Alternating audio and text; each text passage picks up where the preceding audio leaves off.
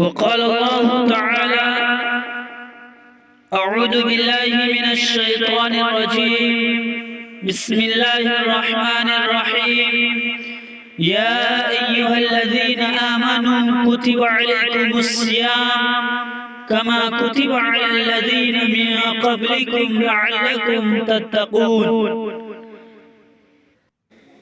اللہ تبارک و تعالیٰ نے ارشاد فرمایا: اے ایمان والو، تم پر روزے اسی طرح فرض کیے گئے ہیں جس طرح ان لوگوں پر فرض کیے گئے تھے جو تم سے پہلے گزر چکے ہیں، تاکہ تم گناہوں سے بچو۔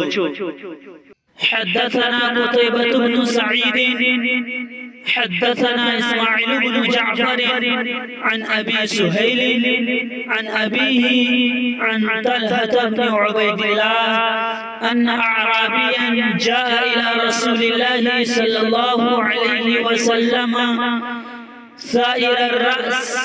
ایک اعرابی پریشان حال، بال بکھرے ہوئے، رسول اللہ صلی اللہ علیہ وسلم کی خدمت میں حاضر ہوا. فقال: یا رسول اللہ، اخبرنی ماذا فرض اللہ علی من الصلاة.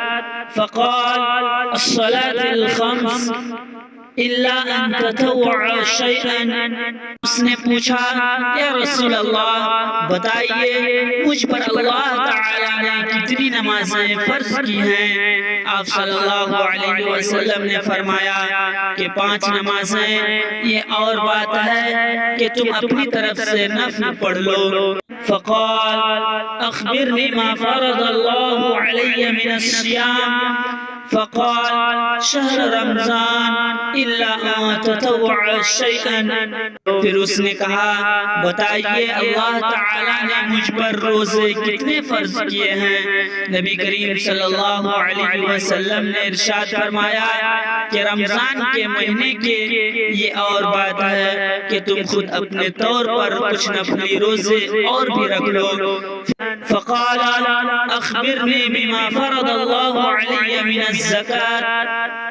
فقال: اخبره رسول اللہ صلی اللہ علیہ وسلم شرائع الاسلام.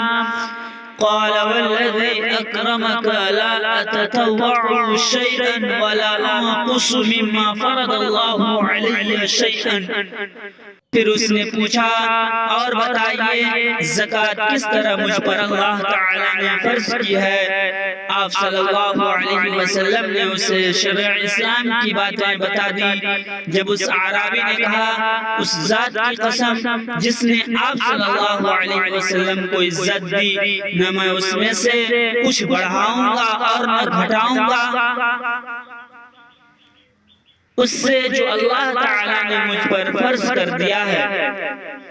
فقال رسول اللہ صلی اللہ علیہ وسلم: افلح ان صدق او دخل الجنة ان صدق. اس پر رسول اللہ صلی اللہ علیہ وسلم نے فرمایا: اگر اس نے سچ کہا ہے تو یہ کامیاب ہو جائے گا.